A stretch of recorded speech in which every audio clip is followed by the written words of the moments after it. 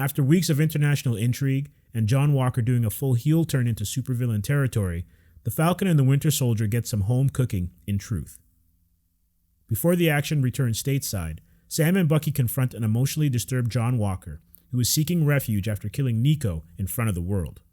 Images of Lamar flash through Walker's mind, dulling the blind rage that consumes him until Sam and Bucky inform him that it's time to give them the shield. Bucky and Sam's effort to get through to Walker prove futile. While they are sympathetic to what he's going through, he refuses to take responsibility for his actions, incorrectly identifying Nico as Lamar's killer, and lashes out with the intent to add 2 more to his body count. The imagery of the blood-stained shield, combined with Walker's savage fighting technique, perfectly embodies Walker's fall from grace, as well as a sadness of what could have been. An enraged Walker gives Sam and Bucky all that they can handle. He delivers a beating on both, and what stands out the most is Walker's fighting style. His use of the shield as a lethal offensive weapon is a departure from how we're used to seeing others wield it.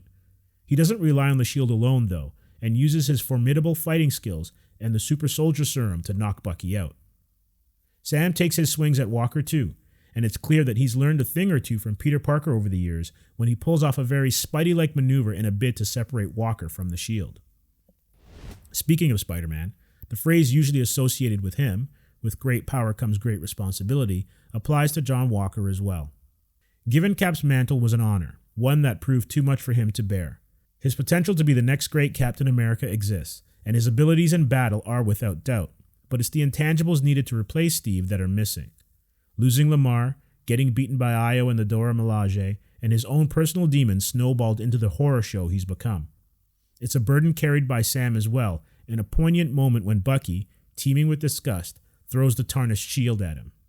The disgrace put upon the shield, and Nico's blood are on Sam's hands as well. Sam's regret is clear as he tries to wipe away the blood, and it's in this moment that he realizes it's up to him to restore honor to the shield. There is a load of soul-searching in truth. Sam's struggles with the shield's legacy are compounded with keeping his family business afloat.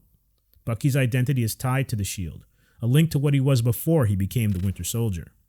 There's also his unfinished business with Zemo and his betrayal of the Wakandans.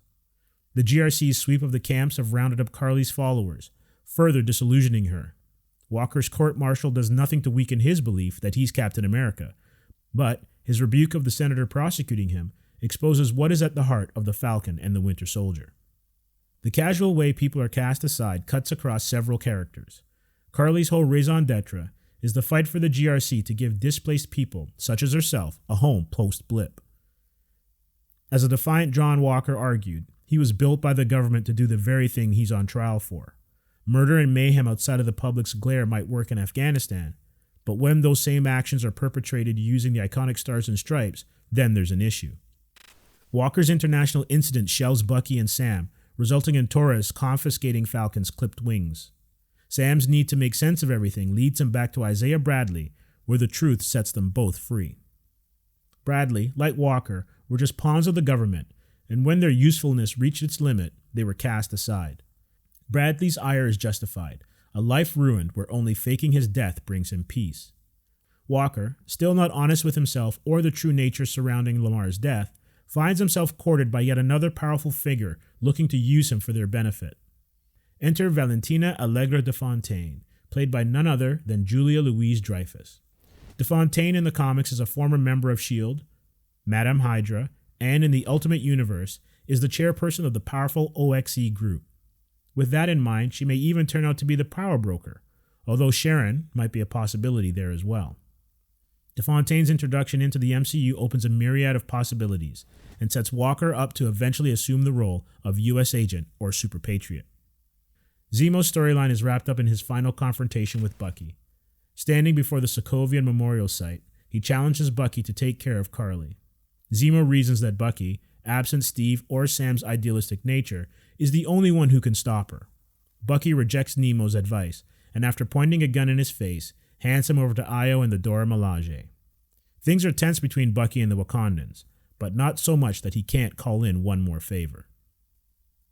The majority of the second half of Truth focuses on Sam and Bucky repairing their relationship, Sam accepting his legacy, and Carly's final gambit. Not only does Bucky help Sam and Sarah fix their boat, He also delivers Sam a new set of wings, courtesy of Shuri. Wakanda is turning into the MCU's version of Q Branch, particularly now that Stark is gone. After the fight-filled opening, things settle down, setting the stage for the finale. Karli enlists Batrocc's help to bring down the GRC, and he has his sights set on killing Falcon. There's also the first post-credit scene in the series, with Walker forging a new shield. Truth is unafraid to explore sensitive subjects, such as race, human rights, legacy, and justice. While it may be too woke for some, the series is surprisingly grounded in real-world issues. The result is thought-provoking, and forces us to question who the real villains are.